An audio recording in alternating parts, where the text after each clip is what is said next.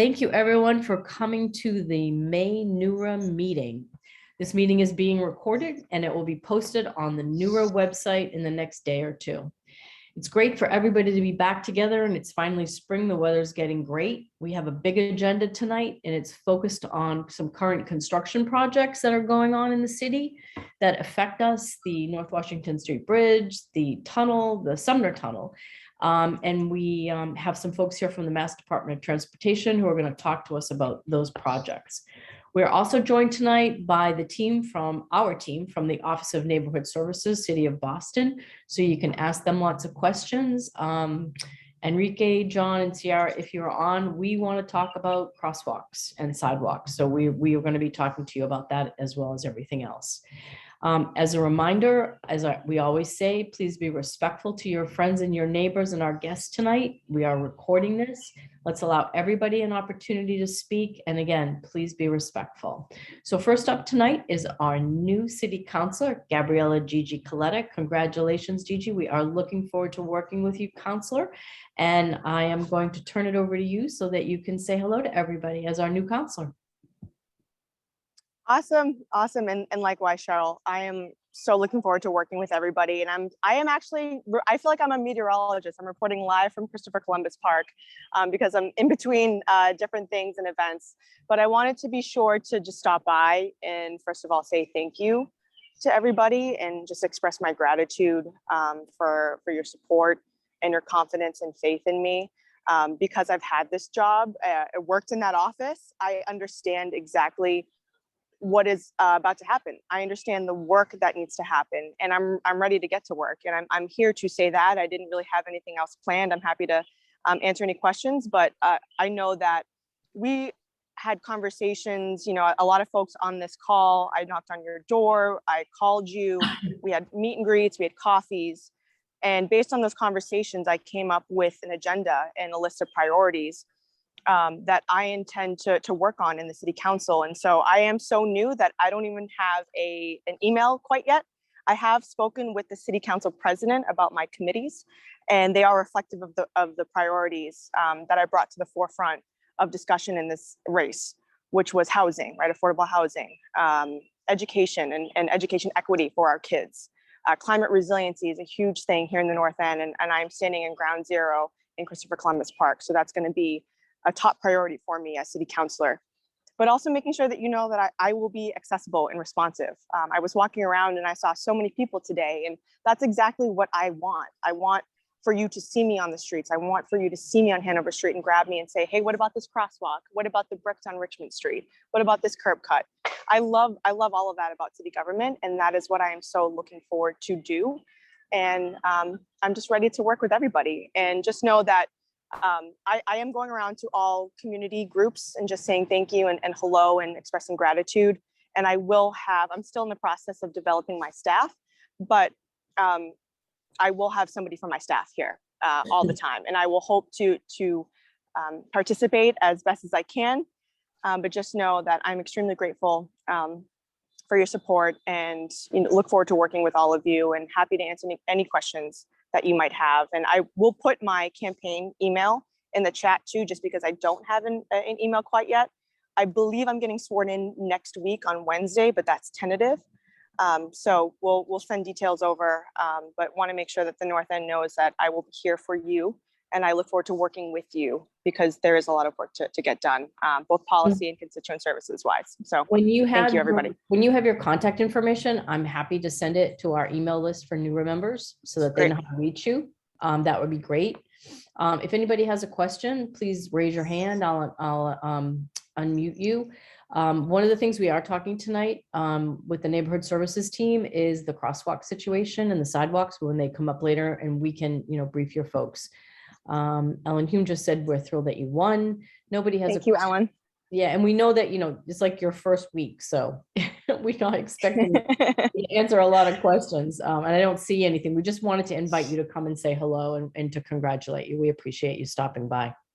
Of course. And again, if there's anything that I can do, please let me know. I look forward to working. I know our state rep just came on, Aaron Michaelwitz. I look forward to working with him, and our state senator, Lydia Edwards, to just make sure that we have an abundant community here in the North End. So I look forward to working with them and working with all of you. We look forward to working with you too. You're a great addition to the team that represents this district in the North End. And we appreciate all the hard work that you've done for the past many years when you worked for Counselor Edwards. And, you know, everybody knows you, and we look forward to working with you. Thank you. Awesome. Thank you, everybody. We'll be in touch. Sounds good. I'll be on the call too. So I'll be listening in. All right. Thanks. All right. Thanks, Counselor. Thanks, everybody. Next up, we have the Mass Department of Transportation here. They're going to give us an update on two projects. You probably saw something in the Boston Globe earlier this week about the work that's going to be done to the Sumner Tunnel starting next month and through next year. So they're going to give us a very brief slide presentation. They promise to go through the slides quickly. And then we're also going to hear from Jim Kirsten and Jim O'Leary about the North Washington Street Bridge, the status of that project. Yep, and I thank you, Jen. I've got that. Yep, and also we have our representative, Chairman Aaron Makowitz, is on the call to answer questions as well. So hang on. As I said, I am on a laptop tonight, so it takes me a second. I'm going to open everybody's mics. Dan Fielding, I just opened yours. Kristen, I'm opening yours from Mass Dot. Jim Kirsten, I'm opening yours, and I think I missed Dan Fielding. I'm going to open yours. All right, and you can start sharing the screen. Dan Fielding, I'm looking for you right now to open your mic. I don't see you. Yeah, can you hear me? Yes, I can. Oh, you're already open. Good. I'm gonna let Jim open it up because I think we're actually gonna start with the North Washington Street Bridge. That would be great. That'd be great. Just give me an update on that.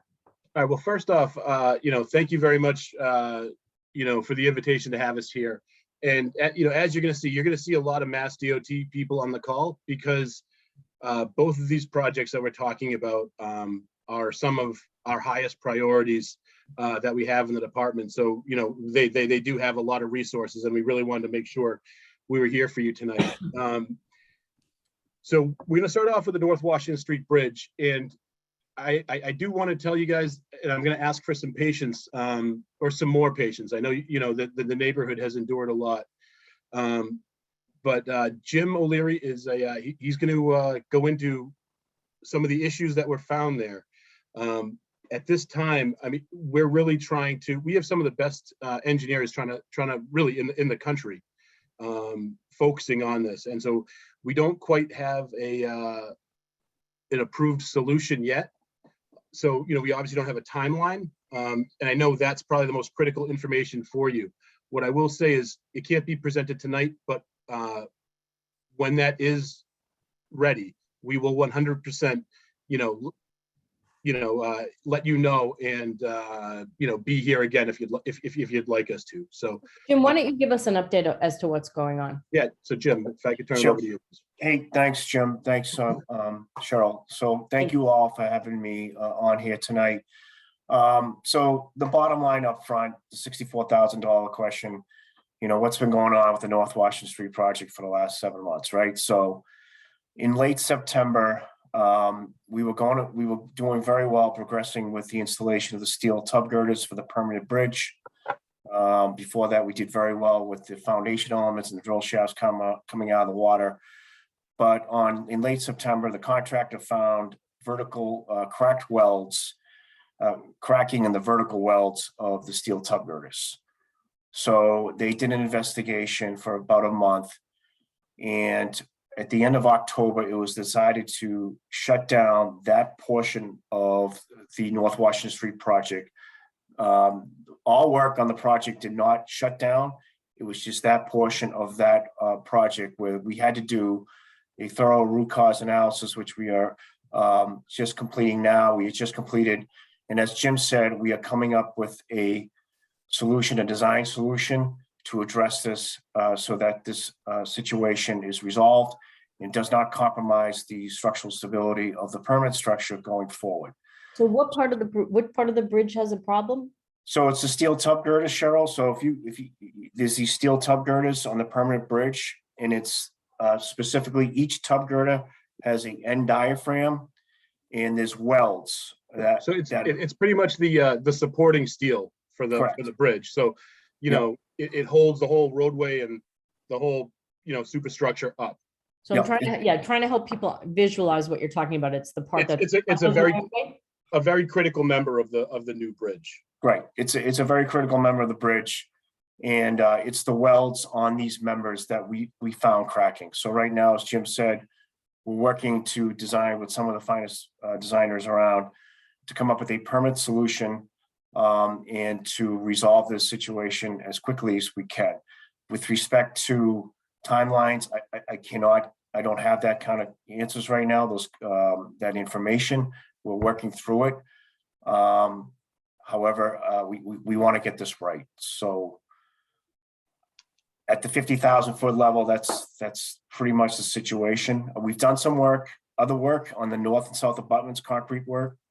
We've done a lot of traffic implementation methods, particularly at City Square, and for the safe movement of pedestrians across the crosswalk at City Square heading onto Chelsea Street. We've increased the level of police details to help kids that get across those crosswalks.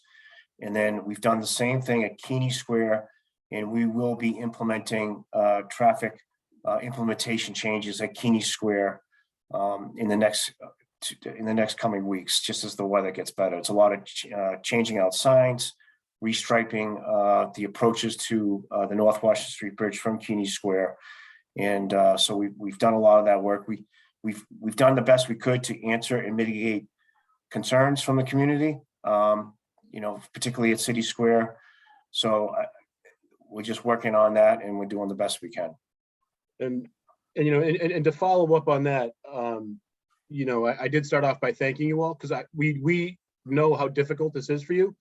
What I can say, what's making it a lot, we're able to do a lot of these, you know, these improvements in the interim because of the relationships that we've had. You know, this is a City of Boston bridge, so Boston Public Works have been, you know, by our side the whole time, trying to, you know, work with us with solutions. You know, just last week, you know, my boss, the highway administrator, was speaking to the chairman, and, you know, we understand the importance of the schedule on this. And, you know, we are pushing this as hard and fast as we can, but as Jim said, it's really, we need to get it right. So what's the timeline? I mean, I've just got to. I'll have to come back with you on that. There was a So- question out there from Ellen. Yeah, she wants to know, was there a design failure or a construction failure? So currently, right now, we don't have that answer, Cheryl. Again, that's part of the design process. We'll have to get back to you on that. So I'm going to follow up on that until people start raising their hands with questions. Who actually was responsible for the work that was done that failed? What contractor? So the contract is JF Contracting. JF what? Yeah, they are the general contractor. They got the low bid on this contract. MassDOT's administrating this contract on the behalf of Federal Highway. Is it White, WHITE? J.F. Yep, WHITE. And did they sub it out, or did they actually do the work? So they have a fabricator out of state. They have a fabrication plant. And they do some of their own work, and they do have a subcontractor. Does anyone have any questions? I'd like to open this up to questions. Dave, I'm going to open your mic. Dave Kubiak. Hi, Dave Kubiak. I live on Cleveland Place in the north end, not too far away from that bridge.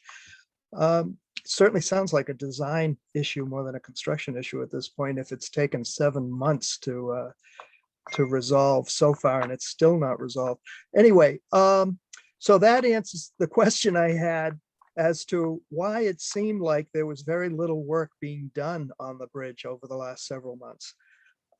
Do you expect a day-for-day delay such that as of now, there's at least a 7-month delay in completion of the work? And if it were 7 months, would that bring us into 2024 at this point? I will say I'm I'm positive there will be a delay. Yeah. What that is, I really don't know yet, because there are a few different design solutions that are being evaluated, and I would time is something I don't want to get that answer wrong to you either, and we don't have a good understanding of it yet. And part of the reason I'm concerned about schedule is the impact, if any, by the closure of the Sumner Tunnel. It seems to me that there will be some impact on the traffic going over the Charlestown Bridge. So we have done a significant amount of traffic monitoring and modeling into that, and I was kind of surprised by this, but they do really run kind of independently. One doesn't really put pressure on the other. I thought exactly what you just said, but we didn't see that with our modeling at all. Well, time will tell. And the other question I have is, at the outbound lanes at the Charlestown end, the far right lane turning onto Chelsea Street seems to cause the worst backups. And we notice that there are construction personnel vehicles, and only maybe 3 or 4 of them parked at that end of the bridge. And if those vehicles had not been there, I wonder whether there could have been less of a backup caused by cars wanting to turn onto Chelsea Street. Now I hear that there's some work being done at that end of the bridge, maybe on the right-hand side. If so, could you explain what's happening? Sure. So David, first question, with respect to contracted vehicles, we can address that with the contractor to have those vehicles. There's a work zone in the area. They can put their vehicles in the work zone or offsite. There is some work going on. There has been some work going on, concrete work with the sidewalk and the barrier just north of abutment. And the last thing is that we changed the sequencing of the traffic lights. We put no turn on red signs at that location, and we put signs to yield to pedestrians. MassDOT felt it was in the best interest of public safety for pedestrian movement to implement those changes. We added more timing to the pedestrian hand signal at the crosswalk heading on North Washington Street over the Chelsea Street, and then the crosswalk on Chelsea Street itself heading north. So again, I can address your first issue with the contract, that's easy, but we have been doing some work. There is times when the concrete trucks back into the work zone. We've had increased the level of police details significantly at this location. The good thing about this location, not only is it a Boston police responsibility at this location, the state police at Rufford Ave also have jurisdiction. So does that answer your question? Yeah, given the serious backups that seem to be caused by that right-hand turn, having police details, the cost of police details seems to be reasonable. Sure. To reduce those that delay. And I always wondered whether the 2 lanes on Chelsea Street could be separated such that one lane would be dedicated to the bridge, the right-hand lane, and the left-hand lane would be dedicated to the vehicles turning left from Rutherford Avenue. And that way you're separating the 2 traffic and allowing them to flow at the same time. That's something we can look at, David. I think the designer record in the Boston Transportation Division has looked at that. I would think so. Yeah, they have. The issue is with trucks coming onto Chelsea Street and making that swing, but that's something we can follow up on, David. Yeah, it was all backed up on Monday. It took me a half hour at 9:30 on Monday morning to go north on that bridge, and there was no traffic once I got over it. So there must have been trucks. Michael Benetti, I opened your mic. Oh, somebody that comes from the summer tunnel all the time, when he says he's modeling in the summer tunnel or the bridge does not have an impact on the summer tunnel, I would totally disagree with you, because that bridge has a total impact on the summer tunnel. Normally there would be no traffic in the summer tunnel. Now, because of the bridge, there is a constant traffic coming out of the summer tunnel. That's one issue. The other issue is you're talking about, is you can have all the police you want and the details, but there's lack of enforcement of intersection blocking. So the most of the traffic is being created because people block the intersection. So now nobody's going. And you have the police actually participating sometimes in the car, blocking the intersection. So you can have the details, but they're not doing the due diligence. The other issue is that coming out from Commercial Street, going on that bridge, whoever decided, and I filed a complaint before, and I was told because of safety, they got that no right turn on red. That creates more traffic on Commercial Street than you realize. There was never a sign, no right turn on red. And the funny thing about Massachusetts that you have no right turn on red signs, but yet you have you have a crosswalk that people can cross with the green light while you're turning to the right, which is the most unsafe condition that you ever heard of. So if you, first of all, somebody should look about that sign, no right turn on red. You said that's on That's commercial. on Commercial and Causeway. Going from Commercial to over to the bridge. Going north on the bridge. Commercial, taking the right from Commercial to North Washington Street. Correct. Okay. And the answer I was given was safety, which was a bogus answer because there's never been a safety issue when there was no sign. But the ultimate thing about that intersection, there's no enforcement about blocking the intersection. Okay. That intersection is always people block the grid, especially coming from Causeway Street and trying to get over the bridge. And that's Yeah, something, I'm sorry, Jim, that's something we can definitely talk to our partners at BPD and at the state police. And, we can see if we can help, ask them to step the enforcement up on don't block in the box. Thank you. Yeah. Yeah, I have a question. You're talking about, the investigation that's gone on to look at what happened and how it was caused and who did it and all of that. But have you thought about who is going to pay for the repairs and where that money is going to come from? That's a big part of the determination. I think that's why everyone's being very careful to get it right.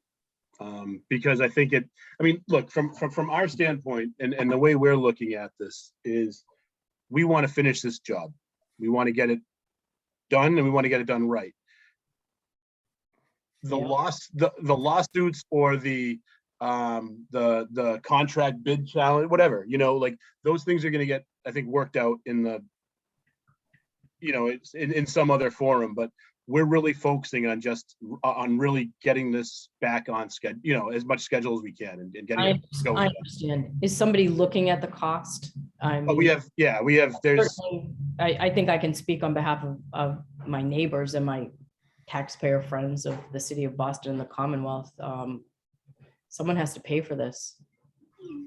No, we have, and there are, we have bond assurances. These are very big companies that take this job, and we can. It's not like we're not without recourse though. So it is going to take its course, and that will have to determine itself. But like I said, these are very big reputable firms that have bonds taken out for these types of jobs.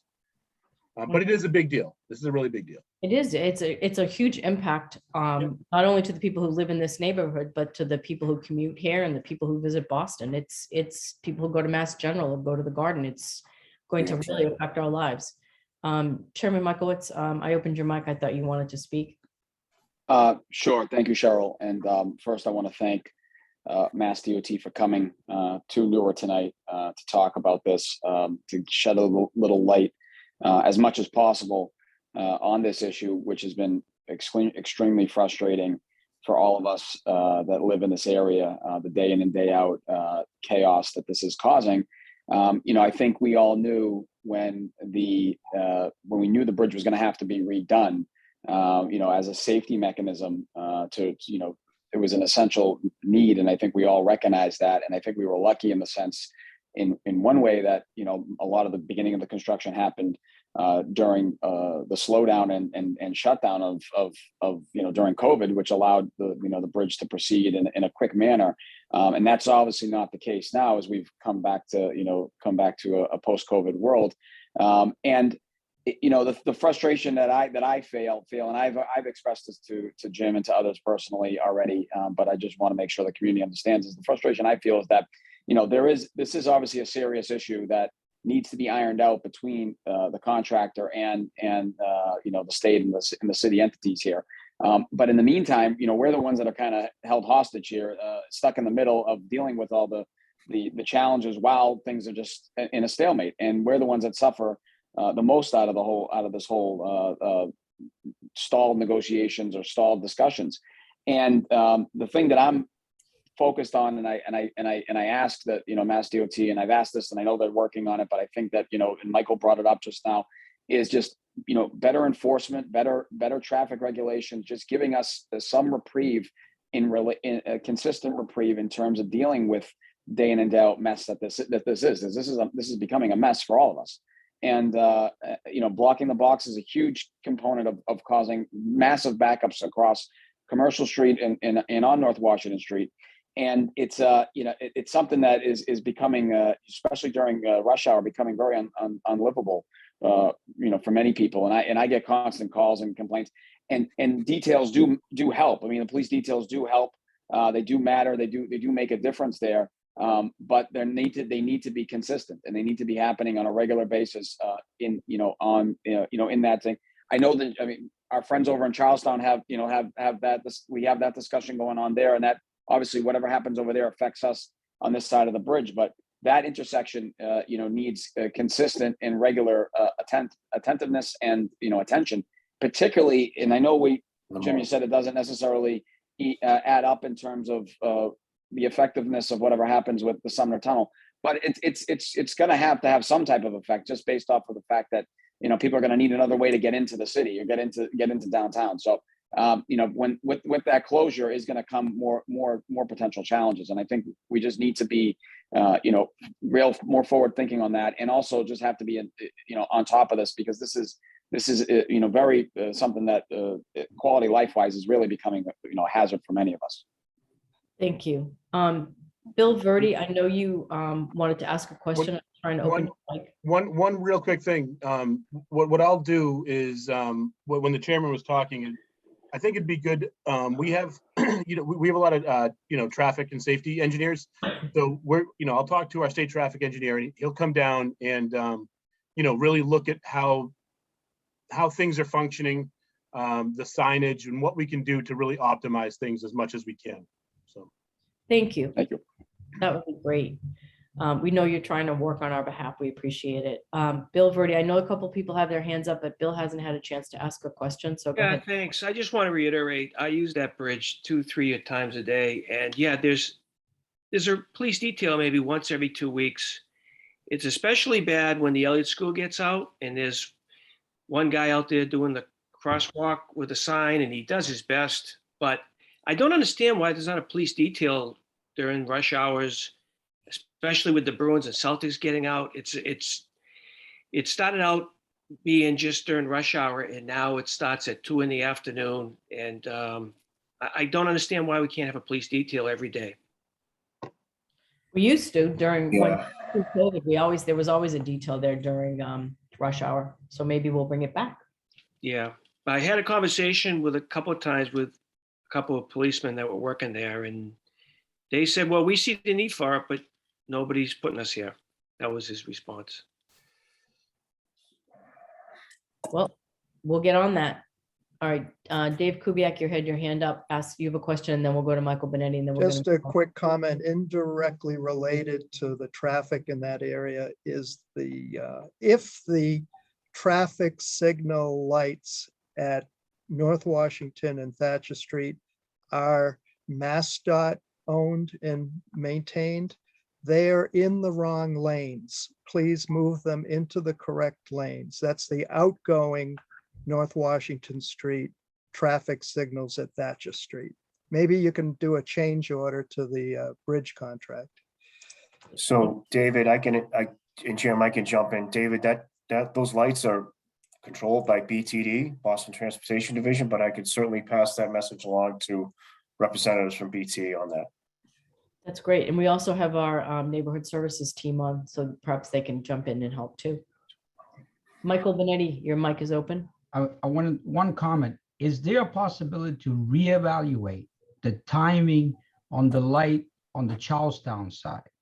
Because that creates a lot of the backup on that bridge. So I understand that if you change the timing, you're going to offset some of the other traffic coming the other way.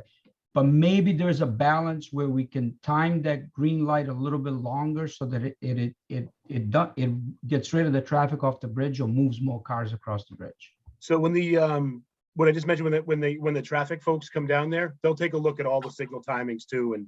And again, you know, they'll count cars in seconds and they'll optimize it as best they can. So yeah, we could definitely, you know, take another look at it, because obviously traffic trends are changing every day now after. Yeah, you know, I mean, it's also, you know, with school getting out, you know, we can give some green back to the vehicles, Michael, and you know, give more green back to the vehicles. I know what you're saying. Okay, we did adjust the timing for the peds, the crosswalk. We gave more green for the pedestrians, for the kids to safely get across there. But it's, as Jim said, it's a tough balance. But yeah, we can have, you know, our traffic folks look at that. Okay, well, hopefully we'll see you back here in another month or so and you can give us an update. That we appreciate your coming tonight and letting us know. Thank you. And real quick, just for the Sumner Tunnel, we don't need to get into the PowerPoint, but I think, you know, the real high points that I just want to hit for you folks is starting June 10th, we're going to be having weekend shutdowns of the Sumner Tunnel. Those are going to be 36 weekends that are going to go, excluding holidays like July 4th, Memorial Day, things like that. All of that is leading up to a full 4-month closure from pretty much Memorial Day to Labor Day in 2024. Right, 3, sorry. 23. Sorry. You know, I know a few years ago, we closed down the Callahan. This is even more extensive work. We're pretty much replacing almost all the core elements of the tunnel. It's a lot of work and a lot of in a short period of time for us. But I think for the north end, you know, we're definitely going to come back, but we're going to have we have vibration monitoring, we have dust monitoring, and you know, we can really get into that in great detail with everybody here. And I do want to say too that, you know, I mentioned partnership with everybody here, and you know, these are going to be difficult projects to get through, and they've already been difficult. But you know, I've worked with John in neighborhood services very closely. You know, I've known the chairman for a long time, and you know, the counselor-elect, you know, when she worked for Counselor Edwards. So, you know, we really have, you know, the relationships here to, you know, to do as many of these improvements as we can to make things as you know, as manageable as we can for you. We do understand what you're all going through. We really do. Thank you. Is there anything else you want to share with us about the tunnel work? They did have a very long PowerPoint presentation. Yeah. And they said they would cut it, Dan, of course. Dan, do we have that up online yet? Could you post the link to it, or You can put it up. It's you. Mr. Benetti, we can definitely get you something for sure. Yeah, we can. If you give it to me, we can try to put it up on the NEWRA website. We can say, if you give it to me, we can put it with a link. I can email it to everybody.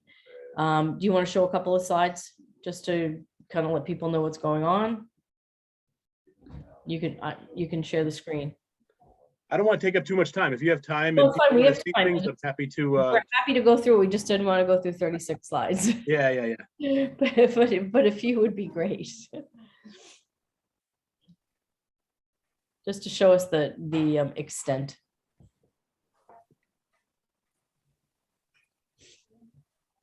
All right, so Mike Drew is our project manager. He's on the call. I don't know, Mike, do you want to jump in real quick? Or, I mean, I can handle this too and just do a real quick highlight. And if anyone has any real technical questions, you could jump in. Whatever you. Do I need to open his mic? Yeah, if you could. Yeah, just, that way he can just jump in if he wants. I'm sorry. Name again? Mike Drew. I do not see a Mike Drew. Oh, I see Drew M. Hold on. All right, should be open, Mike, Drew. So for these 36 weekends, starting June 10th, the tunnel's going to be a full shutdown from 11 p.m. on Friday night to 5 a.m. Monday mornings. We looked at a lot of different situations here about could we have one lane open? It is just too narrow and the equipment's too big, and we're doing too much stuff, and especially when we start doing on the ceiling and the on the decking, we really can't do that. One thing that is really important is, we have very strict noise, dust, and vibration limits. We can get into the testing of it, but we have a zero tolerance policy for those being violated, and at that point, whenever that happens, the contractor has to make that mitigation to get around that. Next slide. So as I said, it's a full rehab of the tunnel. So the deck, the ceiling, the walls, you have new ventilation system. You'll be able to get better cell service down there at the end. But really, it's going to be pretty much essentially almost a brand new tunnel when we're done. Yeah, there's probably not too much on this one, Jim. Yeah. If this is an important one, Jim, you had touched on this a little bit. So right now, we have three main portions of the project. So right now, what we're moving into is what we're calling phase one. That's going to be right now we're targeting June 10th, and that's going to go to May of 2023, and that's going to be 36 weekend closures from 11 o'clock on Friday night to 5 o'clock on Monday morning. We have incentives, disincentives in place. Make sure that the tunnel's open at 5 o'clock on Monday morning, for traffic. It will be fully open during the week. That'll lead up to spring of 23, where that 4-month closure is going to be in place. And that 4-month closure is really going to include the bulk of the work that's going to be done, all the major structural work, the systems, and the whole bit. And then once that's complete and open in September of 23, and again, we're tying incentives and disincentives in the realm of $7 million to get timely opening of the tunnel. So after that 4-month closure in September, then there'll be about 12 additional weekend closures leading up to the new year, for the finishing work. So. And again, if we want to go to the detour route,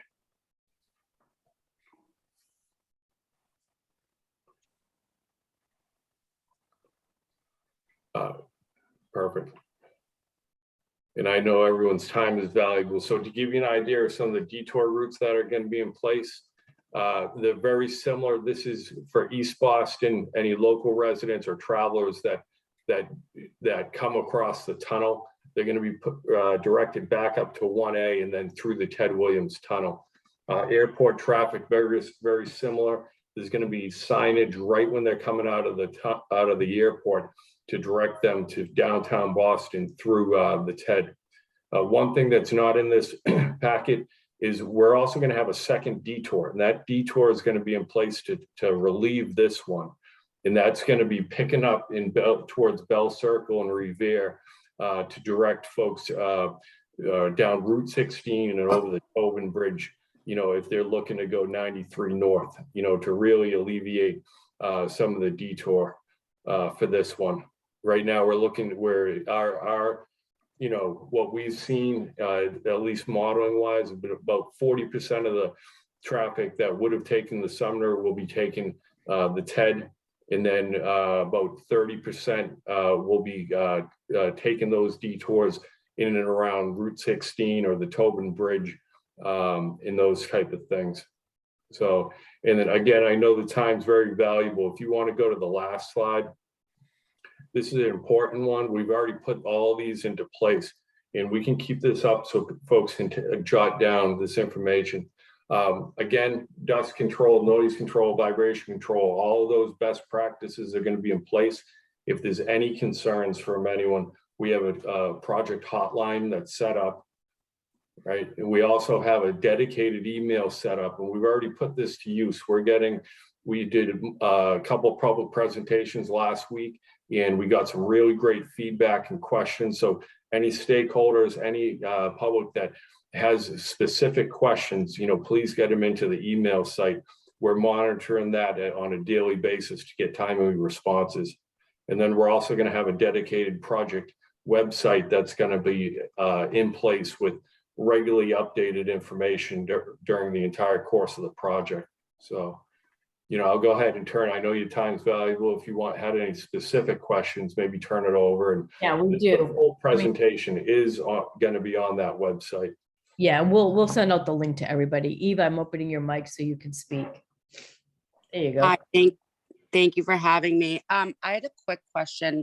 What came to my mind as a frequent traveler between East Boston and the North End is that shutting down the tunnel starting June 10th, we're picking up a busy season, which is summer, and then we're closing the tunnel on the weekends.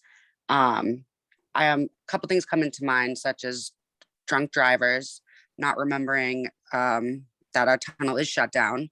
And then besides that, you said that, the thought of making it one lane, but I know the tunnel is so small and the machines that you'll be using are too large to have just one lane.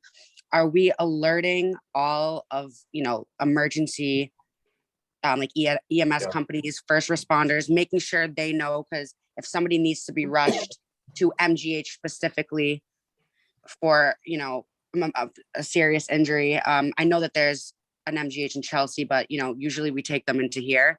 How are you making sure that all of the first responders know what to do? Yeah, we started that process about 6 weeks ago. So Okay. we're having regular scenario meetings with all of them. That includes not just Boston emergency responses, but all the EMS, all the ambulance services, as well as Winthrop, Revere, those emergency responders as well. So we call it incident response operations plans. So we're starting that very, very active. And I believe on the 20th, we also have a meeting with Mass General, to bring to get their insights as well. So we're going to have those contingency plans in place. And that would be to say, for any of the tunnel closures, there's going to be direct communication with them. And then we're also going to have tow trucks in place, say in and around the Ted Williams and the detour routes, to try to alleviate any vehicle breakdowns. Those will be on hand 24 hours during any of the closures. And just to, you mentioned the timing, and you're completely right with it. But when this project first came out from design, I think it was like either an 8 or a 9 month full closure. And that's obviously unacceptable. And so, everyone went back to the drawing board, and it was, when you start fitting 36 weekends, and there's too many weekends, there's no good time. So that was kind of the give and take about, knocking time off of the full closure. And some of the things that we're going to be actually using in the tunnel to keep that full closure to as small as possible is we're doing all prefabricated elements to line, the tunnel and that type of thing. So we've been able to take that down from a 7-month full closure down to a 4-month full closure. And as far as the drunk drivers, we do close the tunnel on a fairly regular basis, unfortunately, for a lot of maintenance work, which will, after this project, hopefully, it won't be needed anymore or as much. So they do have a very very detailed plan and a safe plan on how to do that and alert people as well.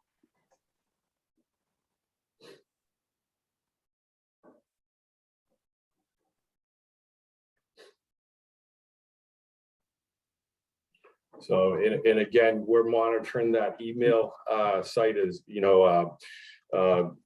every day for any new questions that are coming in. So again, we have that in place, and that's being monitored daily so that we can get questions answered. A quick question. What is the cost for this project and who's paying for it? Is it tax money? Is it federal money? Is it loans, bonds? It's both. It's both federal and state. And right now, the total project cost is going to be about approximately 156 million. And how much is state and how much is federal? I'd have to get back to you for the exact number. I believe it's 80% federal. And how long did it take to do the engineering? I mean, how long ago did you guys start doing the research and the engineering that you knew there was a problem? Go ahead, Jim. Well, no, I mean, I don't think there's like, it wasn't, so we have a very robust inspection program in Massachusetts, whether it's for tunnels or bridges. It's on a, for bridges, it's on a 2-year cycle, and we have people in the tunnels all the time, working on them, inspecting them. So we knew the condition of the tunnel, and so it's been a long time. This has been in design because we have been really trying to maximize the schedule and really trying to minimize impacts to the community and use all these kind of construction techniques that are out there to again minimize the closure. But it wasn't really a problem that we saw. It was just the age of the structure. I mean, it's coming on what, 80, 90 years old. So Okay. it was showing its age. Thank you. Dave, your mic is open. Yeah, hi. I used to use the Sumner every day to get back from work in Chelsea. Now that I'm retired, I don't use the Sumner very often. Those who do use the Sumner a lot and who have resident discount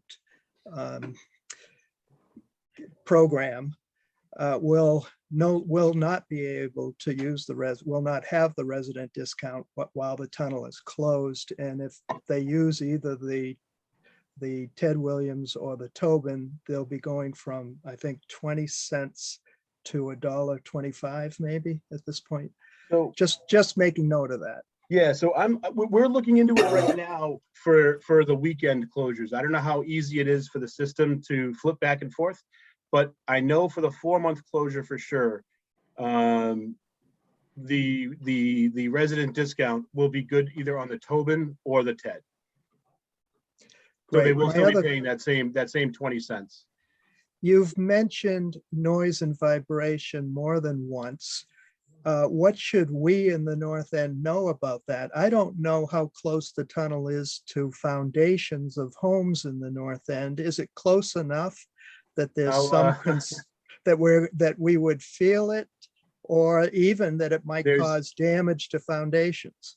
There's many buildings that are pretty much connected to the arch of the tunnel. So as you can imagine, if your foundation is pretty much touching the arch and we're doing some type of concrete excavation on the tunnel, that could lead to some vibration in the community, on the building above it. We've done a lot of inspections on a lot of those buildings. And Mike, jump in anytime I'm missing something. Yeah, we got a pre-construction survey program going on. If you want to go to there was a slide with, that's perfect. So those residences, those buildings that are immediately adjacent and connected, we're doing pre-construction surveys right now. We sent out letters to all those residences to do pre-construction surveys, actually get in there and document any conditions. And then we're going to be planning on doing post-construction surveys. Some of the things that we're going to be doing during construction is we're going to have certain vibration suppression equipment, for the equipment that they're going to be using. And then one of the things is with the arch itself, the original, kind of game plan, the original design was to do more extensive concrete removal and then concrete replacement. So again, we're looking to use precast like arch liner. So a lot of that work is going to be more done with hand tools now rather than heavy equipment. So there's a picture of that precast arch. So it's really going to limit the amount of demolition. There will be obviously construction mitigations, but to give you an idea, leading up to these weekend closures, we touched base this morning with the team. Right now, they're looking for as it relates to the north end, more demolition type of activities in that end of the tunnel towards fall. You know, basically they gave us in and around October, November of this year during these weekend closures. So again, we have those detailed mitigation strategies in place. We'll be reviewing the plans that are submitted by the teams. But just to give you a general sense of when that type of activity will be going on. And you know, I do want to be, you know, really clear too, that when we close the tunnels down for these weekends or for that 4-month closure, we work 24/7. You know, we're trying to get in and out as fast as we can. And I've found on a lot of projects that when you get into issues like noise and vibration, they're very personal to people. They affect everyone a little different. Some people can tolerate more noise than others or more vibration. So, you know, we do always test for these things, but I think that that's going to be a difficult element to the community. So I just want to be very clear about it and, you know, just start working with people now and just try to be honest about it. Thank you. Yeah, Cheryl, I just wanted to jump in real quick and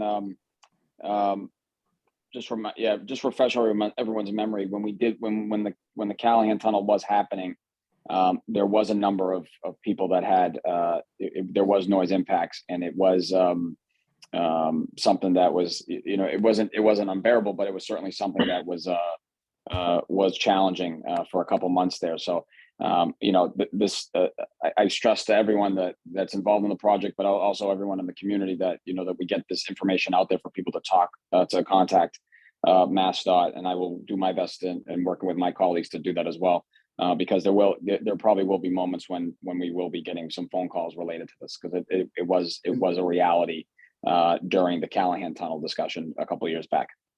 And you know, as Mike said, Mr. Chairman, too, you know, we please speak up, you know, because when we do know that's a problem, you know, we do have some ability to take some mitigation measures to it as well. So, and that's actually why Dan Fielding's here today. He's from our legislative and community group, and he's going to be he's the one managing a lot of the you know, the outreach for the project. So you know, he's going to be your I'll call him your personal concierge. Dan, would you like me to open your mic? Hold on a second. Are you open there? Hold on. You want Thanks, to- Cheryl. Yeah, the only thing I wanted to add is I did put links into the chat of the meeting for the project website. The full presentation we've been kind of flipping through is available. Yep. You can also sign up for project updates. If you add your email, everything we send out will go to you. We're working on another virtual public meeting for the first week in June. We'll make sure to get you that notice as well. And that's kind of a long form version of what we did tonight with Q&A at the end with our full team on there. So, you know, as Jim mentioned, we're available if there's an issue, we want to hear about it. So please don't be shy. I don't think you will be. We won't be. Thank you. If you send me the information, I will send out a notice for the June meeting to NEWRA members, and I'll get this slide out now with the hotline and the email address and the project website so people can get updates. Thank you very much. Thanks, Joe. Thanks for having us. Thank you very much for coming, and we'll see you probably in a month or so for an update once the project gets going. And keep us updated on the North Washington Street Bridge. That really is important as well. Thank you very much for your time tonight. Oh, we appreciate you coming tonight. We know you've had a lot of meetings on this. We appreciate you stopping by. No, this is important. No trouble at all. Thank you so much. Thanks for answering our questions. Take care. Thank you. So we are going to move over now. We have our City of Boston, the Office of Neighborhood Services. Our whole team is here, and I am going to go through the list. I'm going to open up, well, hold on. Enrique Pepin, who is the head of Neighborhood Services, and Sierra, who is our representative, and John Romano is on as well, who was our coordinator, our liaison, and is now a deputy in the office. So I'm turning it over to all of you. Your mic should be open. And please say hello to everybody. Enrique, your mic's open. Sierra. Yep, you're all three of you are open. Yeah, please introduce yourself. Enrique, it's great to have you. Welcome to NEWRA. Thank you so much, Cheryl. It's a pleasure to be here tonight. I told Sierra and John that I was very excited about tonight because I just want to get to know the faces of all the community leaders of the North End, and the waterfront, and in just every single corner of that neighborhood. Sierra has spoken very highly of all of you, as well as John. So I really wanted to just show my face, introduce myself. I'm very excited to be the director of neighborhood services. I'm very passionate about the work that we do there. You know, it's definitely the most public facing department, where we need to ensure that we are bringing city services to you and making sure that we are listening to what you guys as a community need, so that we are able to bring the resources that are necessary. But yeah, I just wanted to come here, show my face, make sure to, you know, be a fly on the wall for this meeting, and get a sense of what is it that the North End prioritizes. Although I've been learning a lot. I'm lucky enough to have a deputy that's from the North End, and a very proud resident at that, and to have Sierra as well in my office. So thank you for having me here. I'm more than excited to just work with you, and, you know, be here as a support system for all of you. Well, we appreciate you coming in tonight and just saying hello to everybody so that they know that you are, you know, running the neighborhood services division for the city of Boston, along with John and Sierra. I think that there are going to be some questions. I don't know if John, Sierra, would you like to say anything? Your mics are open if you just want to say hello. Yeah, so I just have a few updates from the ONS side. I just wanted to say hi, everyone. And I'm Sierra D'Amico, for those who don't know me, the North End, West End, and Wharf District liaison. And thank you, Cheryl, for having me and always being such a good host. So some good news, we do have some small grants. So Michelle Wu in City of Boston Treasury Department is in partnership with the Community Engagement Cabinet. So this allows grants that are provided to local nonprofits to support projects and programs. So those grants range from $500 to up to $2,000. And that's all dependent on what is needed and the availability of funding wise. And then another grant that we had talked about and discussed with our team is Love Your Block. So I know a lot of people are pretty familiar with that, but that's not going to be held till the fall. So we are offering community groups and residents to apply for Love Your Block mini grant, and that can go up to $3,500. So that would be mostly for like neighborhood projects, cleanups, and community gardens and more. And then everything I'm saying, I will send over to Cheryl with emails and information. And I know she does a great job at sharing it out with all of you guys too. And then thankfully, summer is coming up and nice weather ahead. Hopefully it stays this way with this weekend. So we have the Success Link Summer Youth Programs. If anyone knows anyone between the age 14 to 18, those applications are open for the summer. BCYF is also hiring lifeguards for the community pools throughout Boston. And some great news too. BCYF Nazaro Community Center is finally opening after the 2-month-long lead removal project. That will be on May 16th. And then on May 24th, we're having a mini reopening celebration. We will have more details going out about that when that comes closer. I know there'll be like food and games, and that will be a couple hours. And then last but not least, we have our North End Coffee Hour with Mayor Wu, and that will be hopefully on Wednesday, June 15th. And I say hopefully because that is weather determined. So you know how Mother Nature is. But that will start at 9:30 Wednesday, June 15th. And that will be an opportunity for you guys to come out and meet Mayor Wu in person, ask her questions, talk to her, speak to me, my team, and that's held by Mayor Wu and the Parks Department. And they do a wonderful job setting it up and being there, all ears and eyes for everyone. So. And where's that going to be on the 15th? That's going to be at Langone Park on Commercial Street. Oh, it's on Langone. Okay. It's 9:30 to 10:30. Great. hoping for good Send weather. that out. We're happy to send out those kind of notices for you anytime. And we'll- Yes, I know you've been amazing and such a great help with that. So that's why I'll send you everything tomorrow or Monday. And I know you get it out. So we have some folks that want to talk tonight about crosswalks. Yes, yes. So, I mean, Tina Busa, I'm going to open your mic, and Dave Kubiak. They have done some work, really good work. And I have a document that I'm going to put up on the screen that they sent me. Hang on a second. Both your mics should be open. Yeah, hi. I'll start, I guess. Is this it? Nope, sorry. Our North End neighbor. I'm working off a really, I'm working off my laptop tonight. I got the wrong document open. It's my work stuff. Hold on.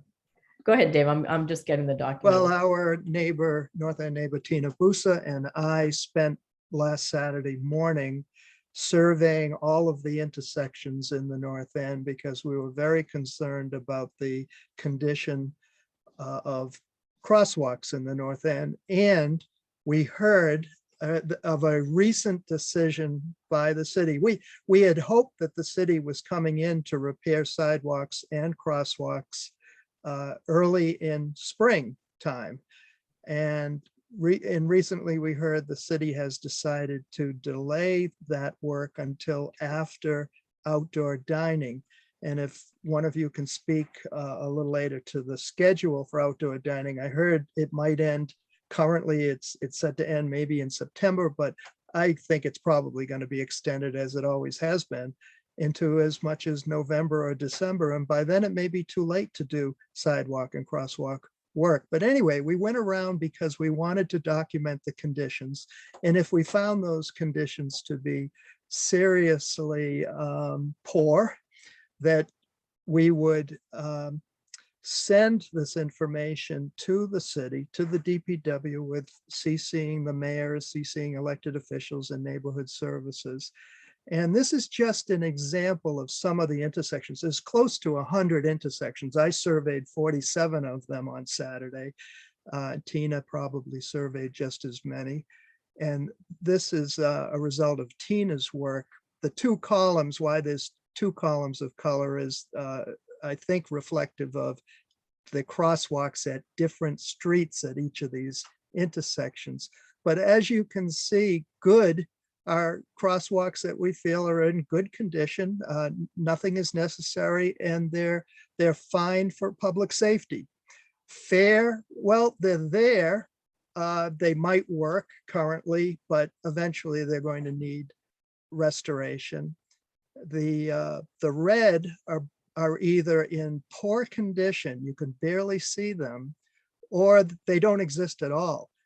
And recently, quite a few of our intersections, for instance, Salem and Cooper, were repaved.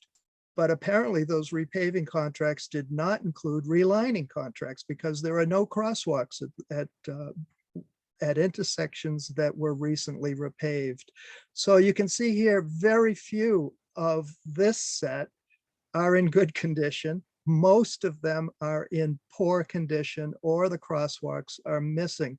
I want to bring your attention down. Look down at 31A. That's Commercial at Lewis. That's the intersection where at least one North End elderly gentleman was killed several years ago. And I hear that there have been injuries, pedestrians getting hit at that intersection. I know that I've seen cars go right through that intersection, turning from Lewis right onto Commercial or left onto Commercial without stopping. So apparently what's needed there are not only crosswalks lines, but stop lines. And a lot of these stop signs in the North End are not very visible. And so in addition to stop signs and a stop line, maybe we need stenciling of the word stop right ahead of the stop line. But look at that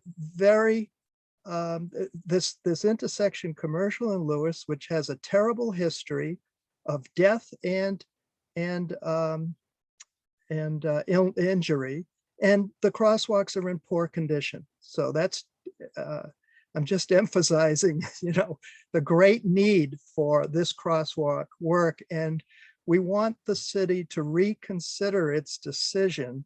I don't understand why outdoor dining would stop this work, especially the crosswalk work. It might stop some of the sidewalk work. My understanding is that outdoor dining patios have to be at least 10 feet away from a crosswalk. Not only that, most by far of the intersections that we surveyed are nowhere near patio dining. So I don't understand the relationship. But I do fear that if the decision is not changed, patio dining is extended to November or December, we're going to have another year of unsafe conditions at our intersections. So, and I'm going to add to the crosswalk issue, which I brought up at numerous outdoor dining meetings. The sidewalks are a mess and they have to get fixed. Pick a street, a side street, a major thoroughfare, they are just a mess. So, Michael, before you ask a question, let's see, let the folks respond to us, please. I've got to close this out so I can open mics again.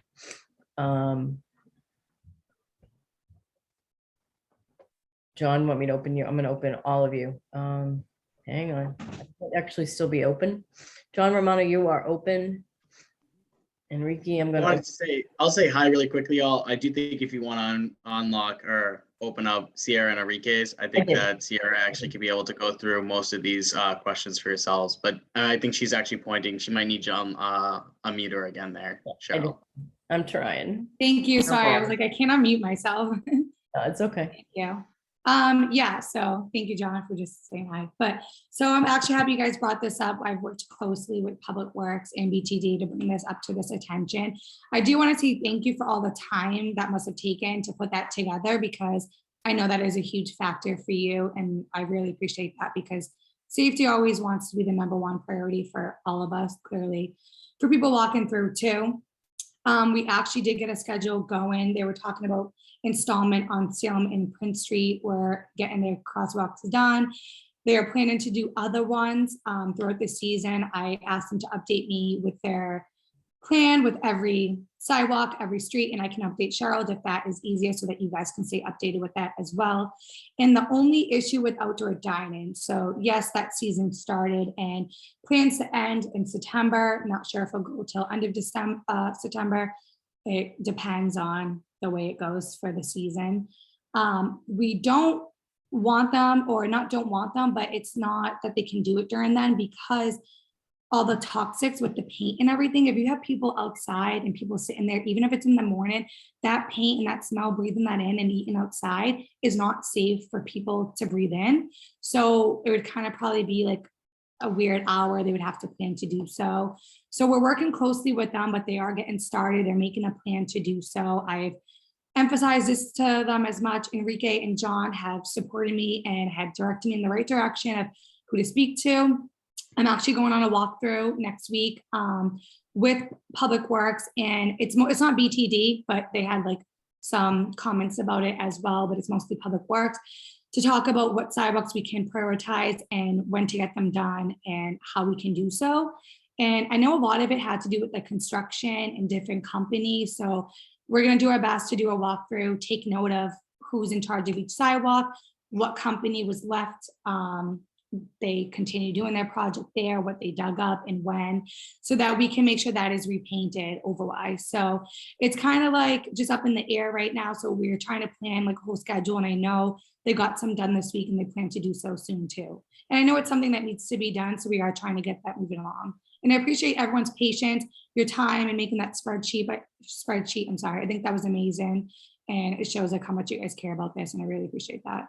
Great, thank you. I just want to talk on one quick thing that you just said. I thought outdoor dining ended on September 30th at the end of the month. Is something? Yeah, so it does, but we were saying September 1st for, like the whole rules, strike one, strike two, like if they follow, that's why I said, I think end of September. So it could be some restaurants September 1st, some could be September 30th if they're following the rules and like. Is it going to extend past September 30th? Because that was the discussion that we had at City Hall about having enough time to get the sidewalks and the crosswalks and everything painted after outdoor dining ended. I Yeah, can- no, outdoor dining at hard stop at end of September.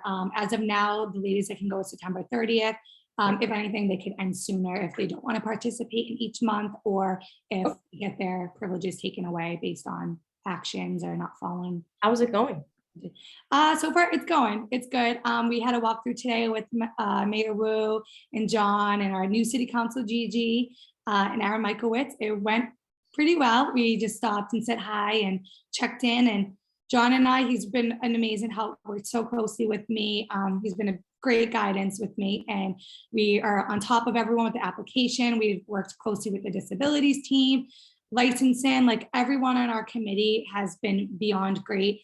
The hard work that goes into it is just crazy behind scenes, and I'm happy I can finally be part of it and, like, you know, make it known and see all the hard work that goes into it. Everyone's been so helpful, and it's been good, and I'm happy that we can enjoy it, and we have a parking alternative, and I hope people can enjoy it with good weather soon. So, Well, thank you. Michael, I just opened your mic, Michael Benetti.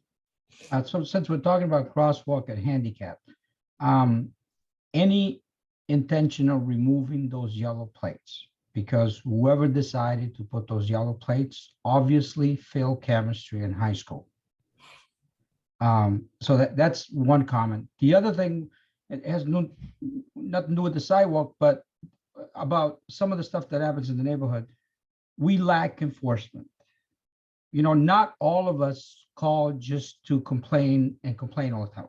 I'm sure there's a few of us that do that, but some of us do call and very conscientious about calling, not calling constantly. But we do need some enforcement. Calling and then getting action 2 weeks later or a week later, and that's not very effective. so for enforcement wise, for the yellow plates, I don't necessarily know what exactly you're speaking about. They're falling apart. Are you talking about the flex posts? The yellow plates for the handicapped ramp. Oh, okay. Those are Yeah, like, falling apart because you have two type of material, and the expansion and contraction during the winter and the summer, they're Yeah. gonna deteriorate. So I'm not sure who decided to put those yellow plates, but that wasn't a smart decision in my yeah, opinion. I'm not like definitely sure about that, but that's something we can take note of and look more into, especially for disabilities, and get a closer look and make sure that's all set. And with enforcement, we do hear you guys. Of course, we want, I mean, I was born and raised here. I always felt safe personally here, but I know with the summer coming up, I know a lot of outsiders come in and new people come into town. But with outdoor dining, because we know that's a big attraction with the feast coming up, we are on top of enforcement. A lot of officers have been, District 1 has been extremely a great help as well. They have working over hours. We have people Thursday working 4 p.m. till 11 o'clock, and then Saturdays all morning till I think at least midnight. I just got off the phone with the captain the other day. We discussed traffic on Hanover, the one way. We're working really closely with it this weekend. We know it's going to be the first full weekend with great weather. So we have a good relationship with them. We've worked closely with them. They respect every and any call and report that we report to them. I know if you guys call, I can't speak on that personally if 911 or someone doesn't answer you, but I know anything that comes to me with anything that sounds dangerous goes right to them, and it's taken care of as soon as possible. Safety comes first. Residents, you know, guests, anyone, we want to make sure this North End is safe and a good place people can visit and tour. So I know this weekend there will be a lot of cops out, and we did emphasize them helping us help enforce traffic, make sure people aren't running, getting out of cars in the middle of the street. They're obeying the crosswalk and the red light and everything. So we worked closely with enforcement too. So we're working on that. They are working a lot overtime. That's going to come out of also with outdoor dining budget. We're working, you know, to help them make sure that's funded, because, you know, it's got to come from somewhere. So we're trying to work closely with them to do that as well.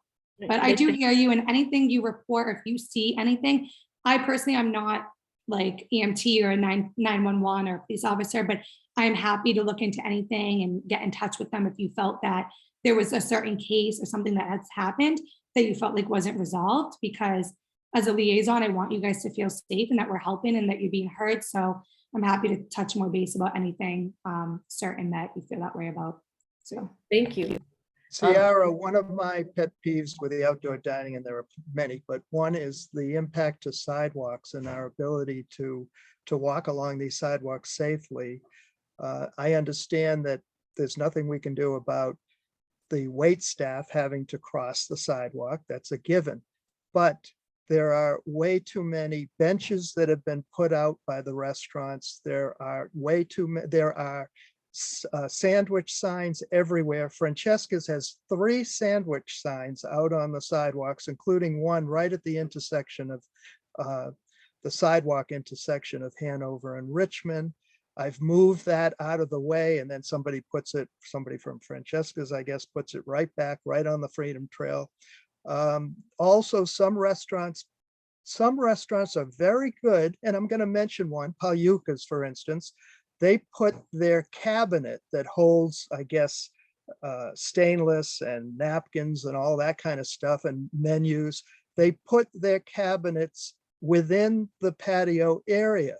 And that's where those cabinets should be. At some restaurants, such as Mama Maria's,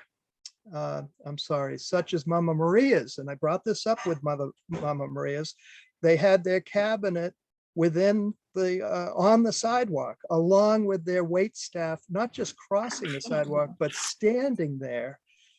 So there should be no obstruction of sidewalks other than crossing of the sidewalk to get from the restaurant to the patio. So sorry, my laptop's about to die, so I'm having my brother grab my charger. But so about that, they aren't allowed to have those out. So if you do see that, please address it to us or post it to 311. And if it's posted to 311, they're able to see it. And if you felt like it hasn't been resolved right away, our 311 team has been really good and responsive with especially outdoor dining issues. So you can always email me the case number and I can flag that for them to reopen it. So if their signs, like you said, and like their cabinets and everything are in their patio, that's what we are supposed to do. They're supposed to include it in their plan for us. We want the sidewalks to be as clear and, walkable as possible. So that is why we stress that and emphasize that. During our walkthrough, John and I did one late Friday afternoon. We went through, we talked to the restaurant owners, we sent an email, we talked to our outdoor dining team, we spoke with them, we addressed it many times, but you can only keep telling someone so many times. So we'll go through this weekend and I'll do the same thing. Even tomorrow afternoon, I'll check in. And if you feel that some aren't doing it or you see, I ask you to take a picture and send it to me so I have proof, so that when I walk over, they randomly just don't take it away and then put it back out, because I'm only one person. I'm walking around, if I walk around, they put it back out. I mean, I can address it, but I keep doing so. So I do want to also make sure that the umbrellas are not sticking into the sidewalk, because I've almost had my eye knocked out or my head knocked by the veins of some of these umbrellas that go up into the sidewalk. Very dangerous. Yes. I'm sorry about that. I personally talked to 2 or 3 restaurants. I told them they had to be in their area of their patio. They can tilt them. They're not supposed to be onto the sidewalk for those reasons, especially with disabilities team. We really stress that. So that is something I will address with them. And if you have certain restaurants, like you said, just take a picture, shoot me an email, and I will be happy to give them a call, walk over and address that as well. And I also just want to note too, with outdoor dining, we've worked closely with the North End Garage and Sergeant's Wharf. They have been amazing. We have about 78 spots in the North End Garage and then 10 at Sergeant's Wharf. The number has changed from previously of what we originally did with our math, because of some restaurants that are opting out or decided to. So we worked closely with them. They've done an amazing job. Any issues that have happened, we've got them resolved. We're meeting with them soon to check in and talk about everything as well. So I'm happy that's working out with everyone, and that each spot that's taken up, a parking spot, has been replaced in a garage. So I'm very thankful that was something we could work with these garages to do. So I just want to give them a big shout out and thank them. I know they're not on here, but when you guys go, just, to tell them you're with the parking alternative, and they've been working good. And they specifically, are you referring to resident spots and spaces reserved in garages and parking lots for resident parking? The residents are, the parking alternative for outdoor dining is for residents only. You have to have a North End sticker. Good. It can't be for guests or anything. So they have those Very good. spots blocked up for us.